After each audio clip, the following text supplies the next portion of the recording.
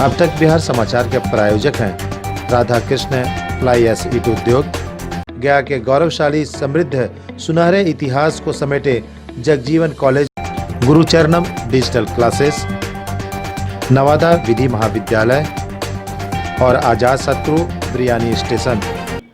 नमस्कार, मैं विमलेंदु चैतन्य और आप देख रहे हैं अब तक बिहार। चैतन्य कम्युनिकेशंस के समाचार प्रभाग में आपका स्वागत है।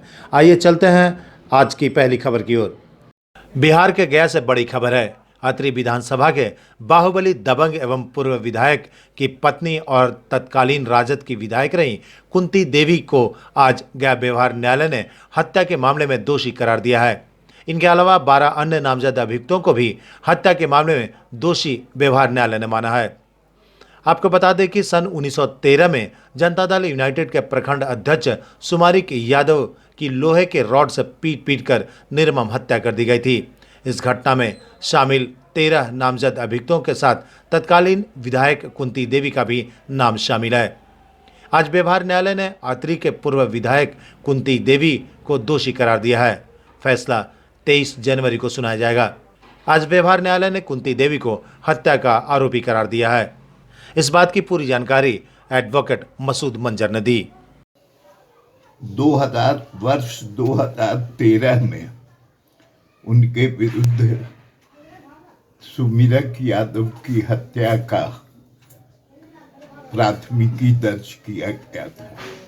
इसका प्राथमिकी संख्या 22/2013 है और इसके सूचक कृष्ण बिहारी सिंह, पुलिस अवर निरीक्षक नीमचक बथानी थाना थे।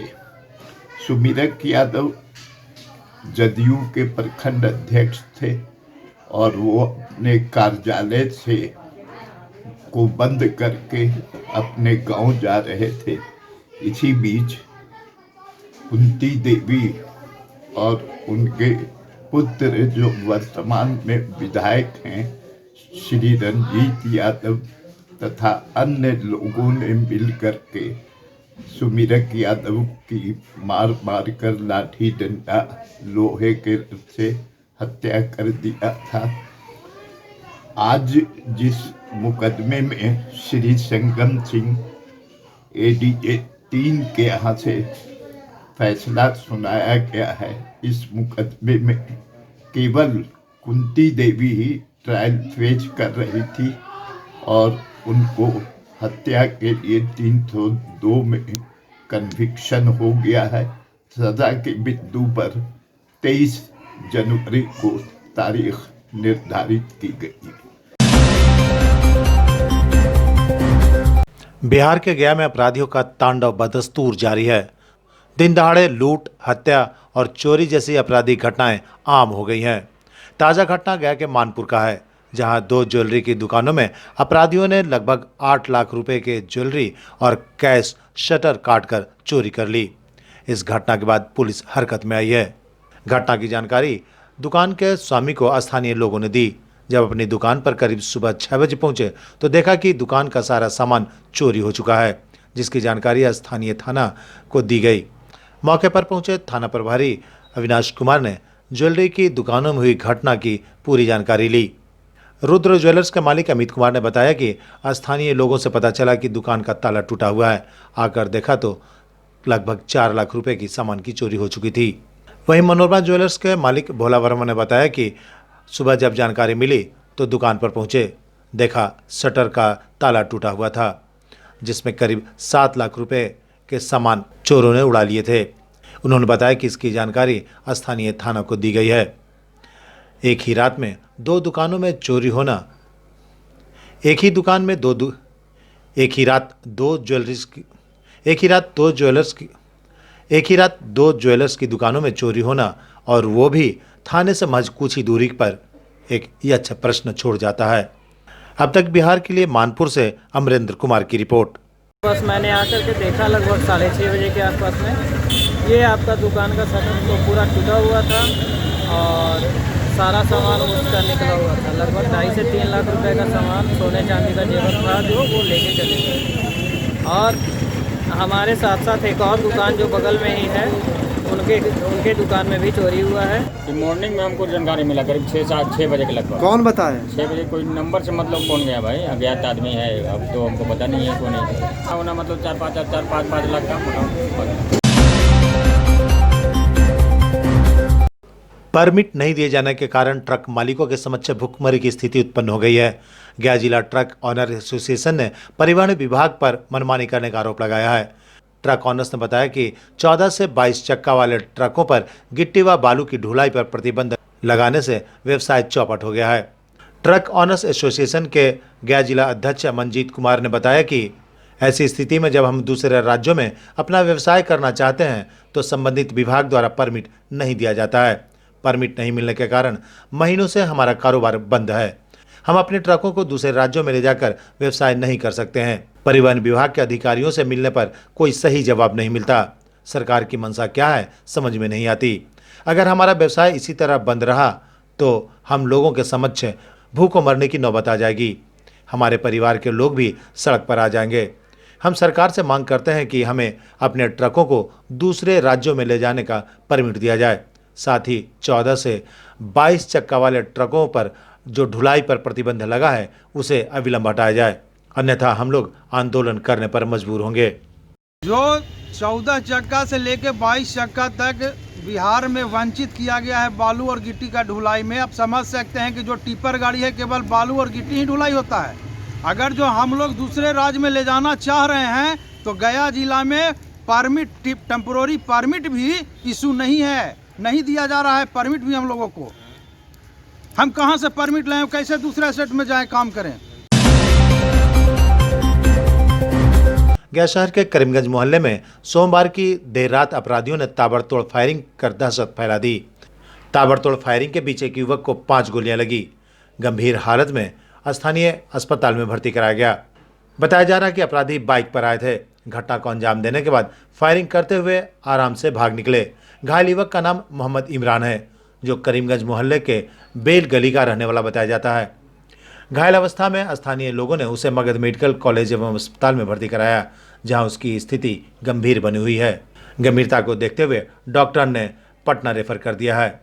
पुलिस भी छानबीन शुरू कर दी है। शीघ्र ही अपराधियों के गिरफ्तारी के दावे किए जा रहे हैं। बिहार सरकार के राजस्व एवं भूमि सुधार मंत्री रामसूरत कुमार गया पहुंचे। इस दौरान उन्होंने प्रशासनिक पदाधिकारियों के साथ बैठक कर संबंधित विभाग की योजनाओं की जानकारी ली। बैठक के बाद स्थानीय सर्किट हाउस में एक प्रेस वार्ता को संबोधित करते हुए उन्होंने कहा कि दाखिल खारिज के मामले को लंबित रखने वाले अधिकारियों और कर्मचारियों पर विभागीय कार्रवाई की जाएगी। उन्होंने बताया कि हमारा प्रयास होगा कि किसी भी हाल में आम जनता दाखिल खारिज को लेकर न भटके। उन्होंने कहा कि इसके लिए संबंधित अधिकारियों को स्पष्ट रूप से आदेश दिया गया है।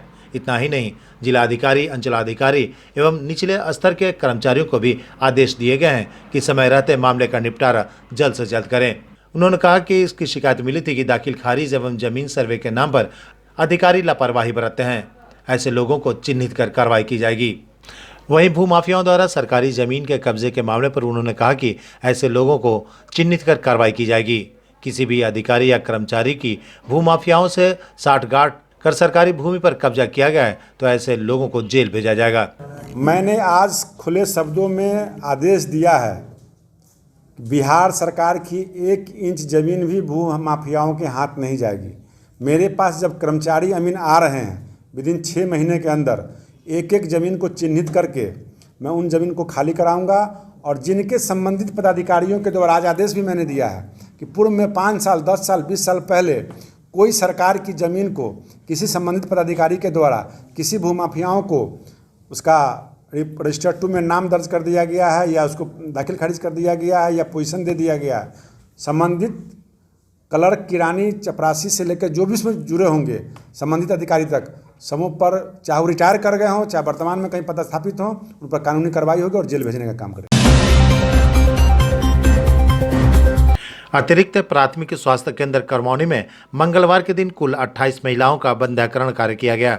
इस मामले में पीएचसी के प्रभारी सिद्धार्थ भारती ने बताया कि प्रत्येक मंगलवार एवं शनिवार को बंध्याकरण का कार्य किया जाता है। सिद्धार्थ भारती ने बताया कि 28 लोगों का सफल ऑपरेशन किया गया। बंध्याकरण के कार्य सरकार के गाइडलाइन के तहत किया जा रहा है।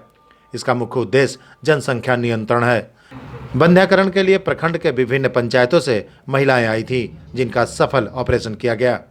अब तक बिहार के लिए डोभी से अविनाश मिश्रा की रिपोर्ट। अखिल भारतीय विद्यार्थी परिषद की गया जिला इकाई द्वारा चांद चौरा मोड़ पर विरोध मार्च का आयोजन किया गया तथा वेब सीरीज तांडव के मेकर्स का पुतला दहन किया गया।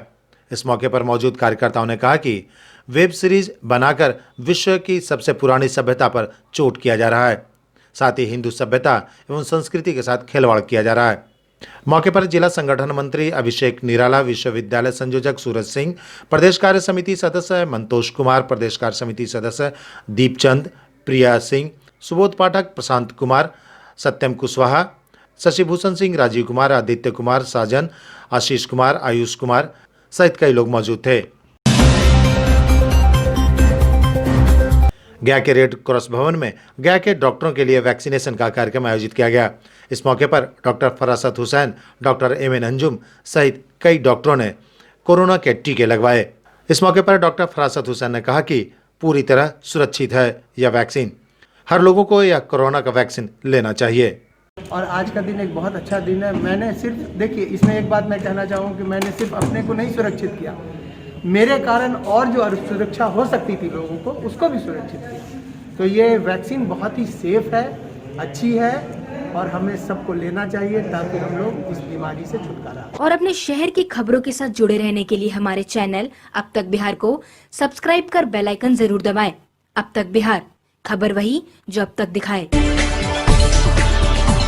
गया का गौरव और लोगों के भरोसे का एक नाम अजातशत्रु आपके शहर में सदियों से चला आ रहा विश्वास का एक ब्रांड बन चुका है। यहाँ आपको सुजाता मल्टी क्यूजीन के लजीज व्यंजनों के साथ साथ उपकार स्वीट्स आपके त्योहार की मिठास को और बढ़ाएगा।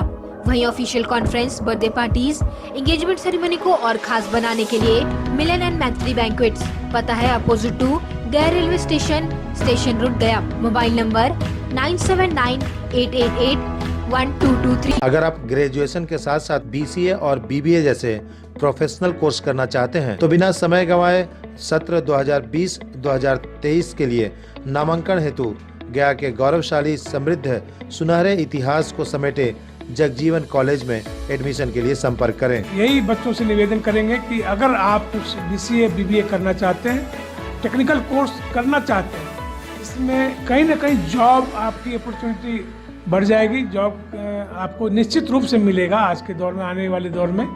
और हम ये भी कोशिश करेंगे कि आने वाले दिनों में डिफरेंट कंपनी को यहाँ बुलाकर कैंपस सिलेक्शन भी हम लोग कुछ बच्चों को करें हम लोग। और अपने शहर की खबरों के साथ जुड़े रहने के लिए हमारे चैनल अब तक बिहार को सब्सक्राइब कर बेल आइकन जरूर दबाएं। अब तक बिहार, खबर वही जो अब तक दिखाए।